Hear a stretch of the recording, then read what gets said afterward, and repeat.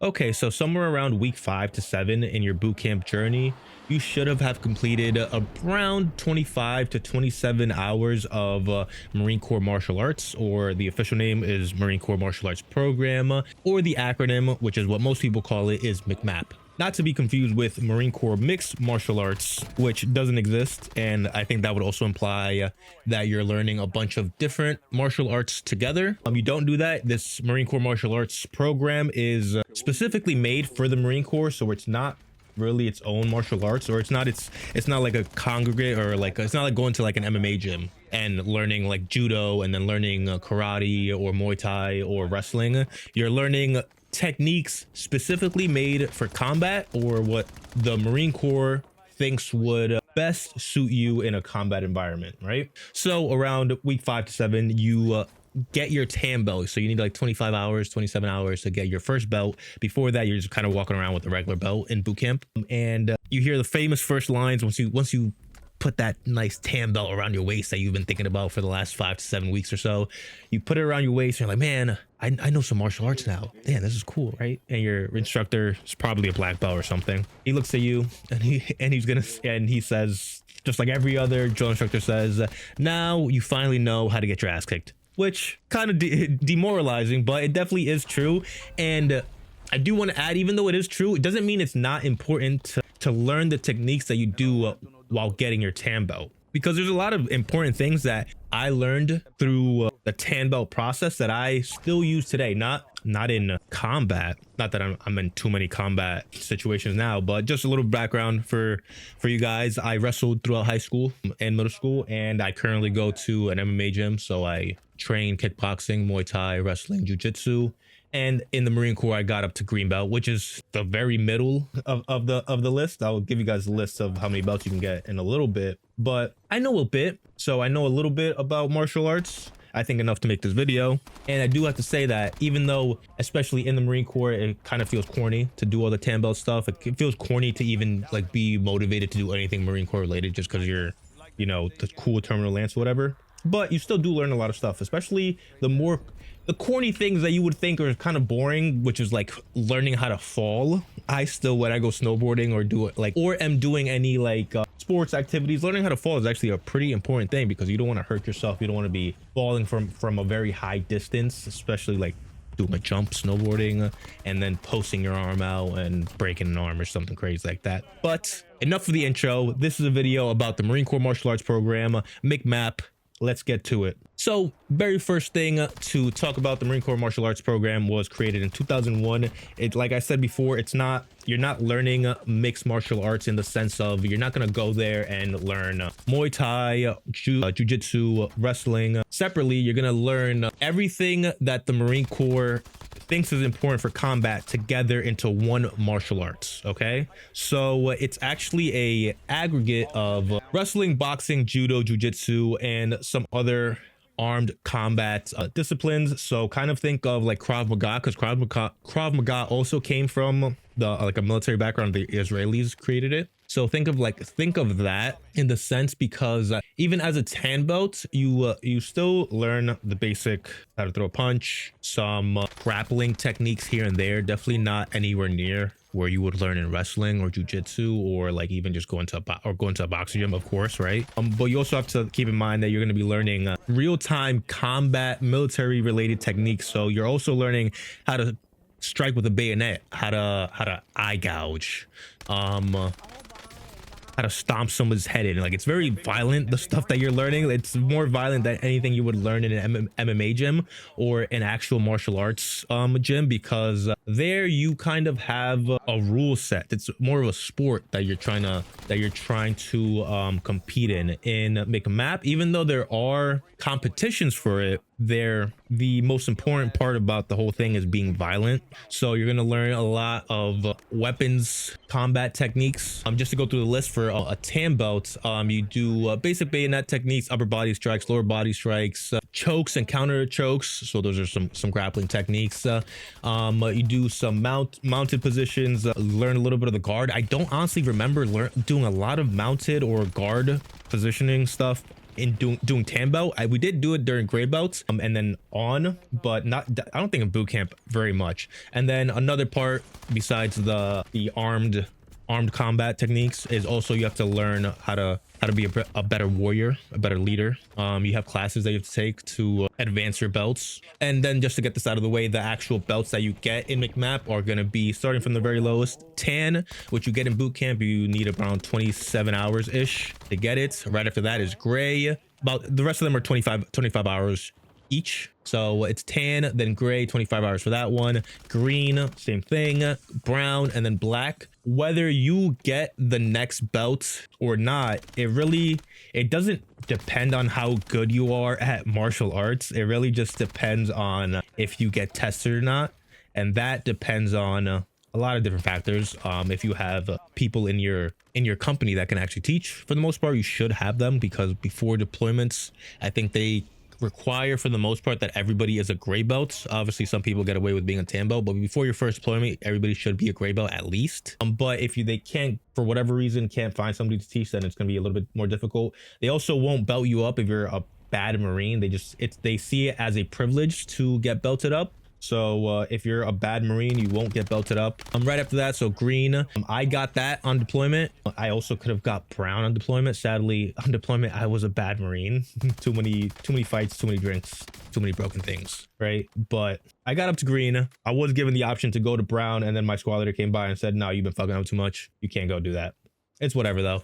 After green is brown, and then after brown is black, and then after black you can get some tabs. Actually, you can get red, so you get red tabs on your belts, and that allows you to teach other people. You can get a tab after gray belts, so you can actually be a gray belt teacher. I don't think that's very common though. It's allowed, but for the most part, anybody that I've seen that has a tab is usually a black belt. After black belt, to be a teacher, you have to go over to Quantico to teach MCMAP and train over there for some Marine Corps martial arts training program. And then to be a teacher of those guys, you also have to do another program to be a teacher's teacher, basically, just like how they do in boot camp. Because drill instructors, to go back, if you want to be a drill instructor, you have to go to drill instructor school. Those drill instructors also have drill instructors there to teach them. Same kind of thing. But like I was saying before, to get belted up, you do these kind of tests. And so the difference between this and an actual, let's say you're getting belted up in jiu-jitsu, or I don't know about karate or any of those other ones, but let's say jiu-jitsu, because I go to an MMA gym, I train jiu-jitsu, do Muay Thai. But if you want to get belted up in jiu-jitsu, you have to be as good as the next belt up, right? So if I'm a white belt and I want to be a blue belt, I should be tapping out all the other white belts. For the most part, you should be like tapping out the other white belts. You should be able to tap out somebody that's bigger than you and is also a white belt. You have to be good, is what I'm saying. It's a bit different in MCMAP. It's not that you have to be good. It's actually when you get tested, you have to remember a bunch of different techniques.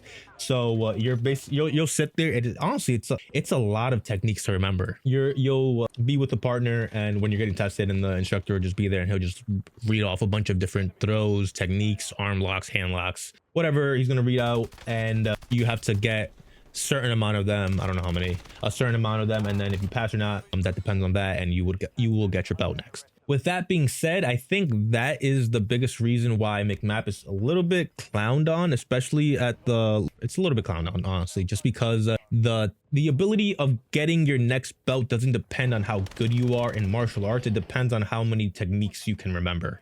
And most people in the Marine Corps are dumb. Like it's not even that they're dumb, they just don't pay attention. So when you put them up and tell them to remember like 30 techniques, they're not gonna remember, but they'll fucking kick your ass though. Right now, the most important things I feel like are when you actually start being able to train what you know, and that usually comes around whenever you get to the fleet. So after boot camp, you get to the fleet. This also depends. It's going to depend on how many instructors you have. Like I said before, it depends on how many instructors the companies have. But if you have we had 2 instructors in our platoon, so we were able to go out to the pit and then do some MCMAP and then do some striking for some of the training that we would do. Usually this means that you're going to be able to do some grappling. You just go in there and just wrestle if you know how to wrestle, which I knew how to wrestle. So if you know how to wrestle, it just comes a little bit easier. The grappling, you go into the pit, you wrestle, you have some fun, you choke some people out, you do some locks. The striking is a little bit less. I think once you belt up a little bit more, they do more striking. But I do have to say, I've only actually had to strike in MCMAP training maybe a handful of times when I got up to green belt. If I would have done a brown belt, I was out there on deployments watching them train. They only went to striking maybe like a few more times, so maybe like 10 times if I did a brown belt. So it's not like you're striking too much. I'll be honest, for the most part, it really didn't teach much. Like everything that I ever did in MCMAP, going live with anybody else, was always just came from my wrestling. My striking was horrendous. I'll tell you guys right now, I couldn't strike worth the shit for anything up until I went to my MMA gym and actually started doing kickboxing. But yeah, my striking wasn't great. The grappling, they teach stuff, but I can't say if it taught me anything, because I would just revert back to wrestling and I would honestly demolish anybody that didn't wrestle all the time. People wouldn't even want to go with me just because I wrestled. They would ask, oh, you wrestled? No, I'm good, man. But just to keep it going, let's go through some of the things that they're doing in the other belts. I told you guys what we're doing in the tan belt. So on to the gray belts. Just a few of the things that you have to learn. You're going to be doing throws and takedowns, joint manipulation. So you do some hand locks, which are definitely pretty lethal. Even like just when you're practicing them, it's just like, oh, relax, man, chill. Weapons of opportunity basics, so more weapons training. Some ground fighting. This is at gray belt is when you start going live with people and in the pit. Knife hand combinations, again, kind of corny, but whatever. Like you might gouge somebody's eye out in the middle of combat, but probably not. And then on to green belts. You start getting a little more serious is where you start, I think, striking, if I remember correctly. I don't think we did striking in gray belt, but you know, full throws, advanced takedowns, leg locks, shoulder locks, counter to weapons, choke submissions, improvised weapons techniques, and then again some leadership requirement beginnings, blah blah blah, you know, the classes you have to take. Now brown belt online, it says that this is NCO level and above, but my buddies that weren't breaking stuff on deployment got brown belt at Lance Corporal, so you're probably good. As long as the Marine Corps needs it, is what they always say, they'll give it to you. So you're doing advanced weapons techniques, combinations across all ranges, stand up, clinch, and ground, defending against multiple opponents. I would love to have seen that, because there's no way, bro. There's no way. I've seen I don't know what, it really depends on what opponents, I guess. But again, most of the time you do any MCMAP, the dudes that wrestled in high school just fucking outwork and are way better than anybody on there. And I'm not even like, I was like very average wrestler in high school, and I was better than most people until somebody else that wrestled came on the mat. We had like, I think one New Jersey state champ, and this dude was like 5'4", and when we were doing like a joint MCMAP training session with the Royal Marines, he had like 3 of them, and he had tapped out 3 of them at this like consecutively, and then he had like 2 other ones like in some weird position like simultaneously. It was pretty embarrassing, but that just goes to show how important wrestling is. I don't want to toot my own horn, but wrestling is probably one of the best sports to ever do, especially as a kid growing up. Boxing probably like the second one, but it's a little bit more dangerous for kids, so I don't know if I would recommend it. But to keep it going, back on brown belt, we did advanced weapons techniques, combinations across all ranges, defending against multiple opponents, tactical application integrated with combat scenarios, whatever the hell that means, man. And then must instruct lower belts as part of qualifications. Okay, so that's something I didn't know. I don't think my buddies on deployment weren't instructing anybody, so I doubt that that's like a requirement. Again, it's probably just battalion specific, whatever they want to do. And then black belt, the pinnacle of MCMAP, mastery and refinement of all prior techniques, advanced knife and bayonet combat, full combat scenario integration, must be certified MCMAP instructor or at least gray belt MAI. So you have to have like a red tab basically. And then significant time in grade. They also say that you need to be a staff NCO to have a black belt. My instructors, when I got my green belt and when my buddies got their brown belt, they were corporals, so you don't need to be a staff NCO. It really depends on the company, the battalion, and what their needs are. If they don't have enough staff NCOs, then they're gonna give it a sergeant. If they don't have enough sergeants, they're gonna give it to a corporal. It's all right. But I think those corporals came from wherever I think they came from security forces or whatever other battalion they were at before then, as black belts. But all right, guys, that is it for my MCMAP video. Hope you guys were able to learn something, get a little bit of insight into Marine Corps martial arts training. It's really not that, I don't want to say it's not that serious. It's serious in the sense that if you don't know anything, it's going to teach you something. But if you know anything at all before going in there, you're probably going to steamroll everybody that's over there, because most people don't know shit. I'll tell you guys right now, most people don't know a lick of anything. People are so confident when it comes to fighting, but like, bro, if you wrestled like 3 years, you could put somebody on their head easily. If you know how to box, you're gonna nobody knows how to throw. I promise you, I had no idea how to throw a punch up until like when did I start going to the MMA gym? Like 2022. I started going there right after the Marine Corps, so 22, 23. Didn't know how to throw a punch to save my life. I was in fights and everything too. Didn't know how to throw a punch, a proper one anyways. I would just fucking throw some crazy ass hooks. But that's it for the video, guys. I hope you guys liked the video. If you guys did, please hit that like button. We will be back next Monday for some, I think, Marine Corps related videos. I still have to do those boot camp videos, man. I feel like there's just so many more interesting things to talk about than boot camp. Boot camp is such a small percentage of your military experience that I feel like it's not that important, but it's the most important because people that aren't in the military yet, that's the first obstacle. So I do want to finish the videos, and I promise you I will. All right, guys, I love you guys. Take it easy. Peace.